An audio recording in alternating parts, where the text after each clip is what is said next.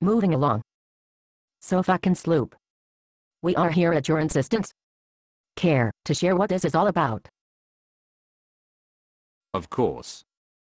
As you know, I have a reputation of the soft-spoken peacemaker on BTR.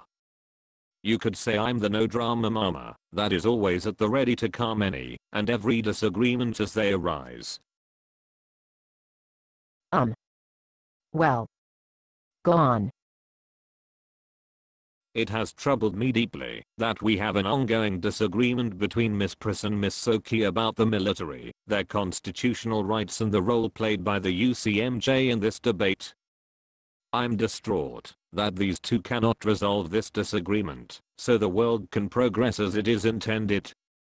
To that end, I have a soundbite from someone that watches more Greta von Susteren than either Soki or Priss. It is my hope that this expert can bring this argument to a conclusion, so the victor can lay claim to the exalted BTR award titled Nah, nah, nah, nah, nah, nah, I was right and you were wrong award. I will ask each to make a brief statement about their stance on this issue. Ladies first. Miss Soki, go. I'm a veteran, so I can't be wrong about this.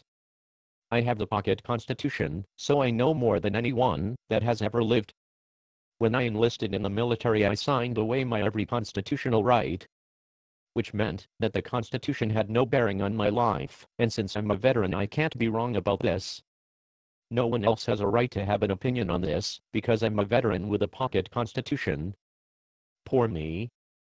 I have no right to free speech of any flavor, because I'm a veteran with a pocket constitution.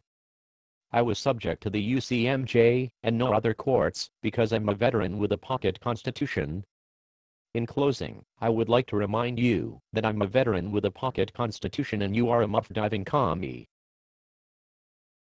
Well stated. And while Miss Priss served her country in the military, she does not have a pocket constitution. I hear she has a pocket communist manifesto. So that pretty much settles the argument. But just for shits and grins, let's hear what she has to say. Miss Priss, go. Thank you, Mr. Fucking Sloop, you sex god you. With all due respect to my opposition, I'd like to say that he lost too many brain cells banging his head against the bunk's headboard while servicing his fellow soldiers. No American citizen can sign away their constitutional rights as long as they are a citizen. Period.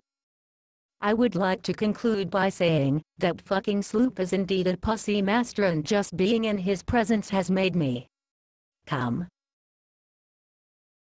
God damn it, fucking Sloop, stop it. Sorry. Could not stop myself. The sexual tension got the best of me. It hangs thick in the air, thick as my massive love tool, as heavy as my massive scrotum, and as long as my... I said, stop it, asshole.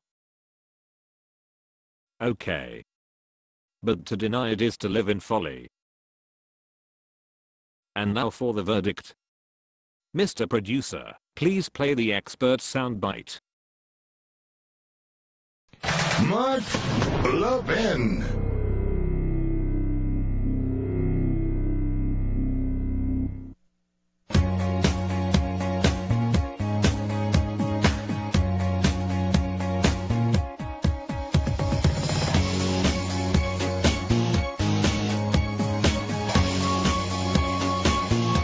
Buck in Anchorage, Alaska, the great KBYR country. Go. Hello, Brian. Yes, my love friend. your show, and thank you for taking my call. Thank you. Your analysis is so spot on, I can never disagree with you. I've been waiting for this question. Go ahead. Okay. When I was in the military, I signed my hand and I raised up and said I would defend the Constitution against all, I guess it was enemies, foreign or domestic, but I was also under the UCMJ, Uniform Code of Military Justice. So I gave up certain constitutional rights to be in the military. So I don't see how a judge can say that it's unconstitutional. Because the Constitution trumps everything. And the UCMJ is only applicable to the extent that it is considered constitutional. Now, that doesn't mean that every aspect of the USMJ needs to comply with what civil law might be. But on a fundamental constitutional question, of which I do not think this is one, by the way, but these two judges seem to, that from a standing perspective, because that's what you're talking about, or would be relevant as a constitutional matter. It's just that they're completely screwing it up. Okay, it's a separation then between the branches. Well, the UCMJ is not the law of the land. The Constitution is. The UCMJ is the law by which, under which the military must comply, but the UCMJ must comply with the U.S. Constitution. Okay. See what I'm saying? Well, I can tell the future too. Our founders didn't ratify the UCMJ. They ratified the Constitution. Yeah. Oh, okay. Yes, sir. All right. That clears it up. Go right ahead. I just thought that if you give away certain rights it's a volunteer service anyway. This whole thing is preposterous. The idea that the 14th Amendment even applies to this issue is preposterous because historically we know it has nothing to do with it. And then on top of that, Obama is pushing it legislatively, and he may get what he wants, unfortunately, in my view. But these two judges can't wait. They're in a hurry. One of them on the marriage issue, and the other one on the don't ask, don't tell issue. And they're all going to be praised. Aren't they magnificent, these judges? Oh, my God. They're for civil rights. Yes, it's just so perfect that what they think they're doing. How about what the military thinks, you know? How about what the needs are of the United States military? Why don't they have the most weight in this? I mean, those folks are defending this country. They know how to defend this country. Most of the people in black robes have never done such. Have you noticed if you get appointed to a lifetime position as a federal judge that you know everything? Well, power just goes right to their head. It really does. It's outrageous. They never duck. You know, they never say, you know what, this isn't really something that is in the right place. I don't get to make these decisions. No, the activists are what they are. And, of course, this one we're told is a Republican and really just very good, and she's thought of to be absolutely wonderful. Yes, all the activist judges are wonderful, and all the judges that actually follow the Constitution are loathsome right-wing nut jobs. All right, thank you for your call, my friend. We know the game. And there we have it. The lesbian kicks a black woman's ass. Is this racism? Is this the beginning of a civil war between blacks and lesbians over the coveted supreme victim status?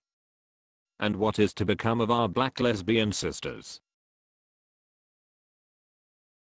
I'll leave these questions for you to ponder. And that's it.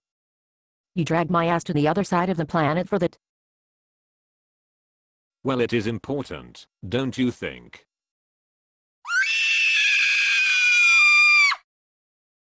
No fucking sloop. On a scale of peace in the Middle East to a paper cut, this does not even register on the fucking scale.